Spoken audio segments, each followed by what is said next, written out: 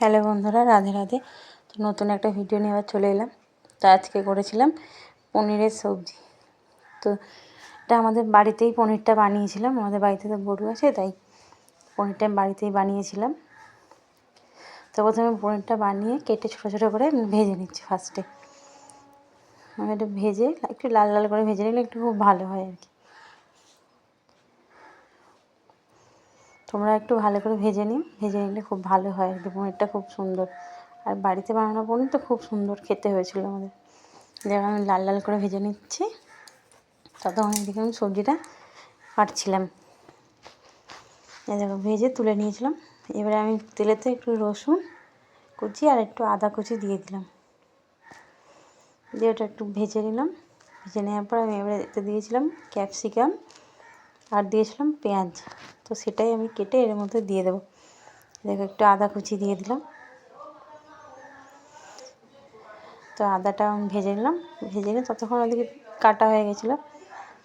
কাটার পরে তো এবারে দেখো ক্যাপসিকাম পেঁয়াজ কুচিটা আমি দিয়ে দিলাম, দিয়ে এটা একটু হালকা করে ভেজে নেব। খুব বেশি ভাজবো না, তাতে নরম হয়ে যাবে। জাস্ট একটু হালকা করে ভেজে নেবো আমি।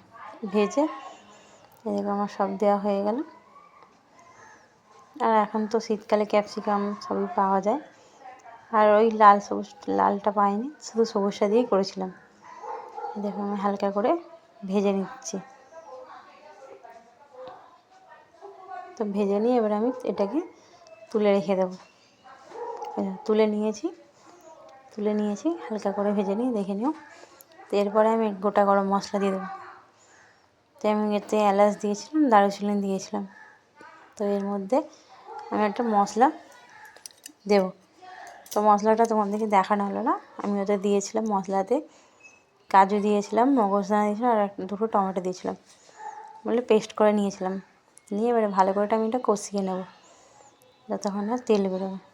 এটা তখন আমি কষিয়ে নিচ্ছি। তো এর মধ্যে দিয়ে দেবো হলুদ গুঁড়ো,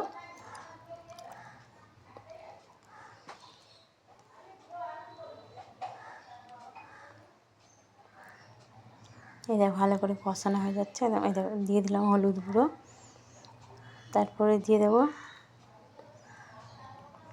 লঙ্কার গুঁড়ো। আমি তো এক হাতে ক্যামেরা করছি, তাই ঠিকমতো তোমাদেরকে দেখাতে পারছি কিনা আমি বুঝতে পারছি না। তোমরা একটু দেখে বলো ঠিকঠাক বুঝতে পারলে কিনা আমার রান্নাটা। তাই এইভাবে একবার রান্নাটা করো। এবার একটু নুন একটু চিনি আমি দিয়ে দেবো। দেখো নুন দিয়ে দিলাম, আর একটু চামচটা আমার হারিয়ে গেছে, তাই জন্য হাতে করেই দিয়ে দিলাম। এই দেখো এবারে সেই ভেজে রাখা ক্যাপসিকাম পেঁয়াজগুলো এবার দিয়ে দিলাম। ভালো করে কষিয়ে নেব।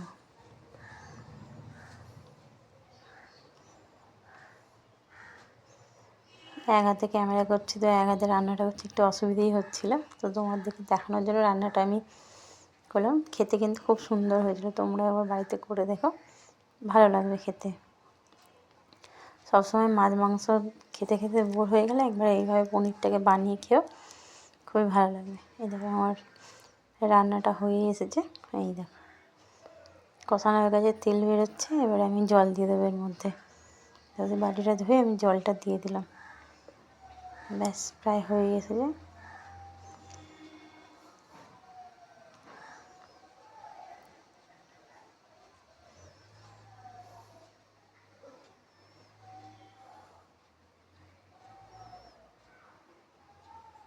এই দেখো এবার আমি পনিরটা একটু জলে দিয়ে রেখেছিলাম যাতে নরম থাকে। ভেজে নেওয়ার পর তোমরা একটু পনিরটাকে একটু জলে দিয়ে রাখবে, দেখবে একদম পনিরটা খুব সুন্দর সফট হবে একদম। এই দেখো আমার পনির কিন্তু অলমোস্ট রেডি। আমি একটু নামানোর কিছুক্ষণ আগে আমি ধনেপাতা দিয়ে দিলাম। শীতকালে ধনেপাতাতে খুব সুন্দর লাগে, খুব সুন্দর একদম গন্ধটা বেরোবে। ব্যাস এবার চাপা দিয়ে এটাকে আমরা 3-4 মিনিটের জন্য ফুটিয়ে নেব। ব্যাস এই তো অলমোস্ট আমার রান্না ডান। এভাবেই তোমরা করে দেখো, খুব ভালো লাগবে।